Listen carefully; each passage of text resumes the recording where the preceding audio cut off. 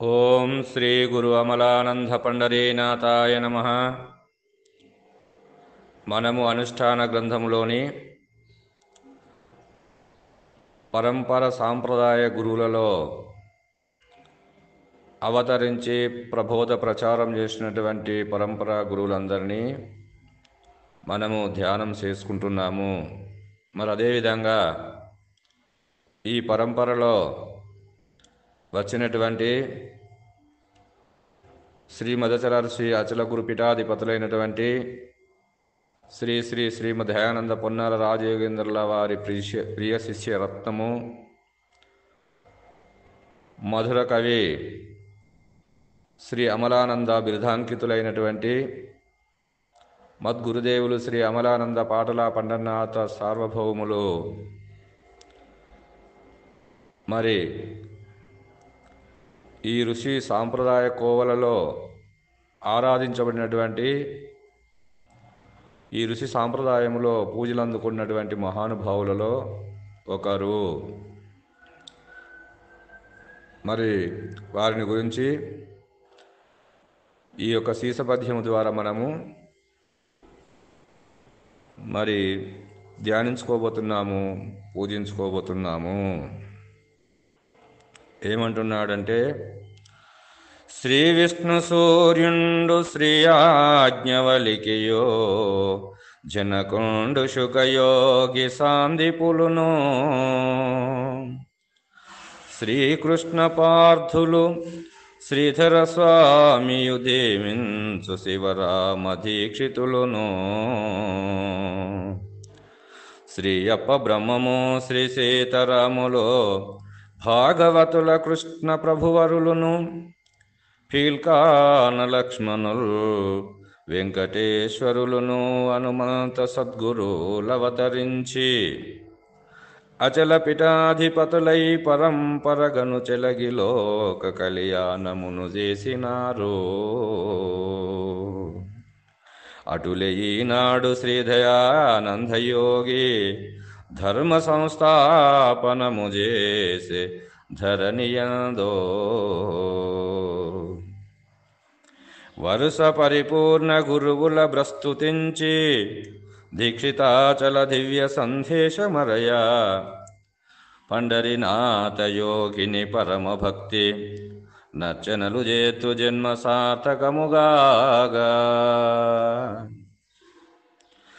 భక్తులందరి పూజలు రక్తితోడ శారదమాత సాధ్వితో సంతసముగా అందుకొని బ్రోచి కడతీర్చు నటులే దేవా అందరిని బ్రోవుమో పండరీనాథ స్వామి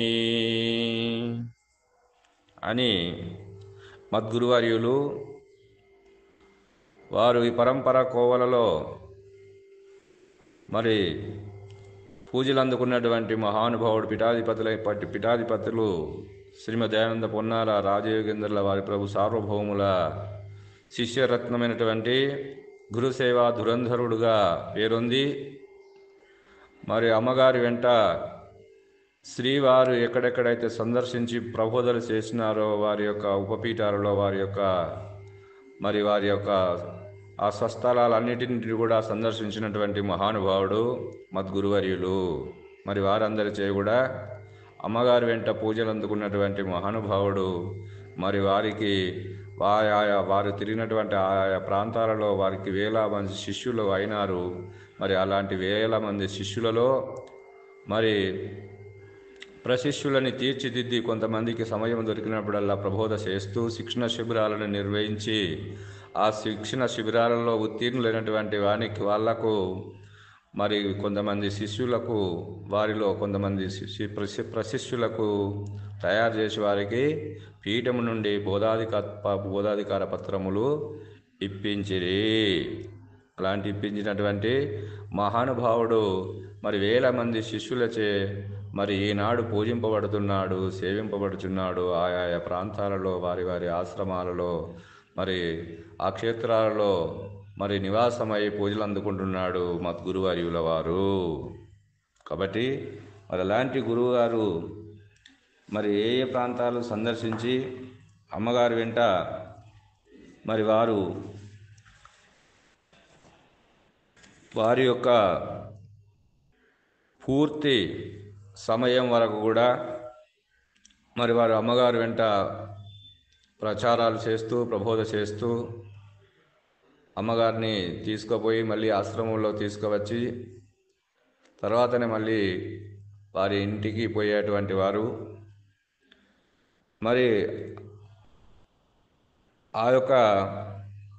ఆ సమయాలలో వారు మరి గద్వాలలో ఉన్నటువంటి శ్రీవారి మందిరము ఆశ్రమం ఏదైతే ఉందో అది నిజాం కాలం పరిపాలనలో కలిసినటువంటి వకీల్ నాప గారి ఆధ్వర్యంలో నిర్మాణం చేసినటువంటి ఆ పాత ఆశ్రమము కూలిపోవడం వలన దెబ్బతినడం వలన మరి నూతన ఆశ్రమముగా తీర్చిదిద్ది నూతన ఆశ్రమాన్ని ఏర్పాటు చేసి సుందర వైభవపేతముగా మరి శ్రీవారి యొక్క పాదుకలను పీఠమును మరి శ్రీ కృష్ణదేశ పొన్నాల రాజయోగేంద్రుల వారి ఛాయాపటమును ఆ తలుపులకు కూడా చెక్కించి మరి భాగవత కృష్ణదేశకేంద్రుల వారి ఫోటోను కూడా ఆ తలుపులకు చెక్కించి తీర్చిదిద్దినటువంటి మహానుభావుడు.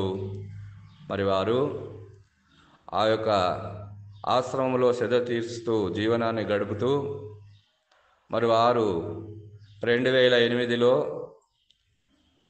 గద్వాలలో ఉన్నటువంటి తన స్వగృహములో మరి అశరీర సార్వభౌములైనటువంటి మద్గురువర్యులు భౌతిక దేహాన్ని వదలడం జరిగింది.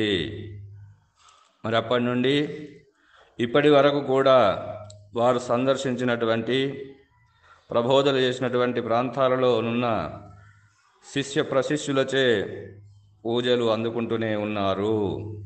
కాబట్టి ఆ ప్రాంతాలు ఏవేవి అంటే నాకు తెలిసినంత వరకు చెప్తున్నాను, ఇంకా చాలా ఉన్నవి.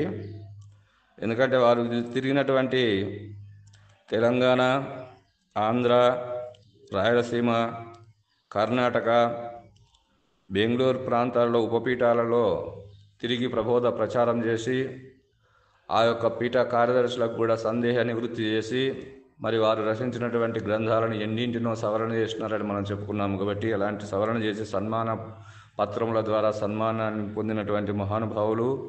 మరి వారితో సందర్శించినటువంటి ప్రాంతాలలో అతనికి 1000 మంది శిష్యులు దరిచేరినారు. ఆ ప్రాంతాలు మరి బెంగళూరు, మరి కోయంబత్తూరు, రాయచూరు, మరి రాయలసీమలో ఉన్నటువంటి మైదుకూరు, కడప, వికారాబాద్, వనపర్తి, కర్నూలు, మక్తల్, ధన్వాడ, కోస్గి, మహబూబ్ నగర్, పామిరెడ్డిపల్లి, నిజామాబాదు, పంటకుర్తు, కరీంనగర్ జిల్లా, జగిత్యాల, ధర్మపురి, మంచిర్యాల, పోచంపల్లి, కాగజ్ నగర్, మర్చిడి, ఆసిఫాబాద్, వరంగల్లో కొత్తవాడ, హన్మకొండ, ఆ విధంగానే మరి ములుగు, గంపోన్పల్లి, పస్రా, ఉస్నాబాద్, సైదాపూర్, హుజురాబాదు, కొత్తకొండ, ఘన్పూర్ మరి ఆ ప్రాంతాలలో సందర్శించి మరి శిష్య ప్రశిష్యులచే ఇప్పటికీ పూజలు అందుకున్నటువంటి మహానుభావులు మద్గురువర్యులు. మరి ఆ విధంగానే మరి వారి శిష్యులలో అమ్మగారు అందరినీ పిలిపించి ప్రశిష్యులైనటువంటి బోధాధికారులందరినీ కూడా సమావేశపరిచి గురువుగారి అనంతరము మరి వారు మేడే ఫస్ట్ అనేటువంటి ఒక జన్మదిన శుభ సందర్భమున అప్పటి నుండి ప్రతి ఒక్క మేడే ఫస్ట్కు గద్వాల్లో మరి శ్రీవారి పూజ మహోత్సవము అమ్మవారు వచ్చే నిర్ణయింపబడి శిష్య ప్రశిష్యులచే పూజలు అందుకున్నటువంటి మహానుభావుడు. మరి అమ్మగారు ఉన్నప్పుడే ఈ యొక్క ప్రశిష్యులందరినీ, ఆ బోధాధికారులందరినీ ప్రవేశపరచి మరి అందులో మరి ఉన్నటువంటి బోధలో అగ్రగణ్యుడైనటువంటి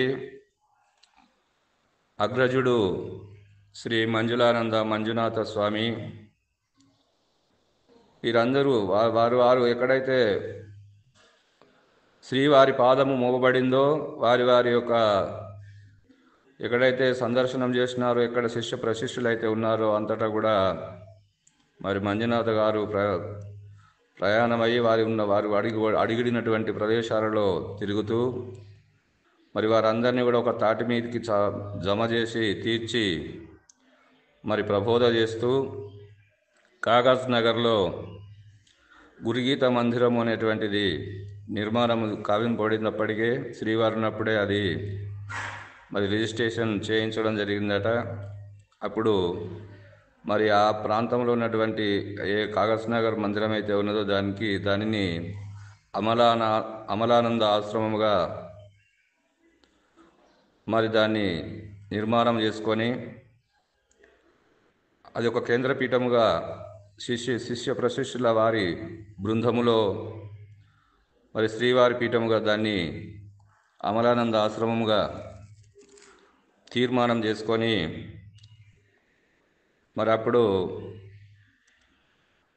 ఆ పీఠంలో ఒక కమిటీ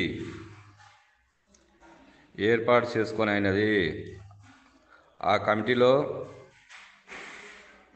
మరి మునుకుంట్ల రాజకుమార్, వెంకటరాజం, శేఖరయ్య, గుండేటి ప్రసాద్, మేడిపల్లి భీమయ్య గారు, సమ్యకానంద రంగు సాయనగౌడ్ ఆధ్వర్యంలో ఆ కమిటీ ఏర్పడింది. మరి అలాంటి కమిటీకి అధ్యక్షులుగా శ్రీ మంజునాథ స్వామి బెంగళూరు వారి వాస్తవ్యులైనటువంటి వారిని అధ్యక్షులుగా ఎన్నుకోవడం జరిగింది. ఉపాధ్యక్షులుగా ఇప్పుడు ఈ వ్యాఖ్యానం చేసేటువంటి వాడు బాణాల సాంబయ్య గారిని ఉపాధ్యక్షులుగా ఎన్నుకోవడం జరిగింది.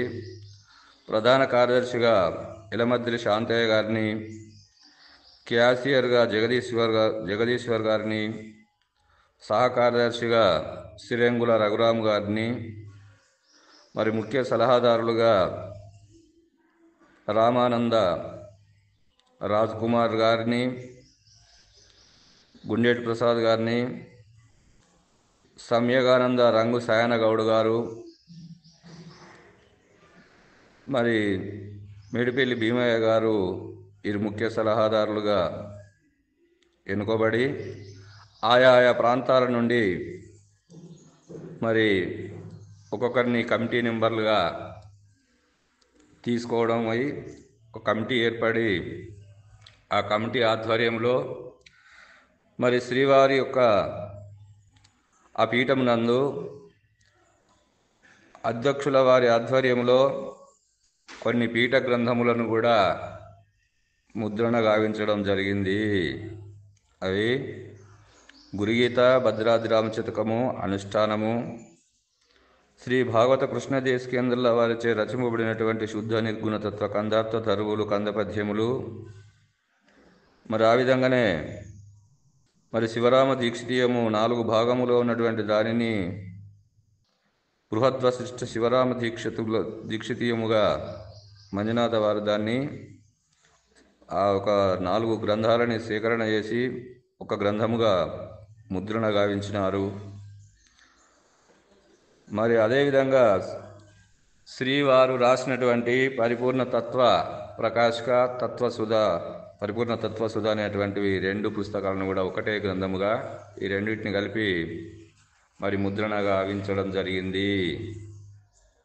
కాబట్టి మరి అమలానంద పీఠం నుండి అధ్యక్షుల వారి ఆధ్వర్యంలో కొంతమంది శ్రీవారి శిష్యులకు మరి వారందరికీ కూడా ప్రబోధలో ఉన్నటువంటి రహస్యాలను తెలియజేసి తీర్చిదిద్ది మరి ఆ పీఠం నుండి కొంతమందికి బోధాధికార పత్రాలు కూడా ఇవ్వడం జరిగింది. ఇంకా 2001లో జూమ్ మీటింగ్ ఏర్పాటు చేసి, ఎందుకంటే అది కరోనా సమయం కాబట్టి ఎవరు ఎక్కడికి తిరగకుండా ఉన్నటువంటి సమయంలో అందరూ ఇంటి దగ్గరనే ఉన్నారు కాబట్టి అప్పుడు ఈ జూమ్ మీటింగ్ని ఏర్పాటు చేసి జూమ్ మీటింగ్కు ఆపరేటర్గా శ్రీరంగుల రఘురామ్ గారు ఆపరేటర్గా దీన్ని మరి నిర్మాణం చేసి మరి రోజు ఉదయం 5 గంటలకు నుండి 6 గంటల వరకు, సాయంత్రము 7 గంటల నుంచి 8 గంటల వరకు ప్రతిరోజు మరి మే నెల వరకు కొనసాగిన ఈ జూమ్ మీటింగ్లో, ఈ సంవత్సరం మే నెల వరకు కొనసాగినటువంటి ఈ జూమ్ మీటింగ్లో అధ్యక్షుల వారు కొన్ని పీఠ గ్రంథములను లో ఉన్నటువంటి ఒక రహస్యాలన్నింటిని కూడా, గ్రంథాలను కూడా సమగ్రంగా పూర్తి చేసినారు.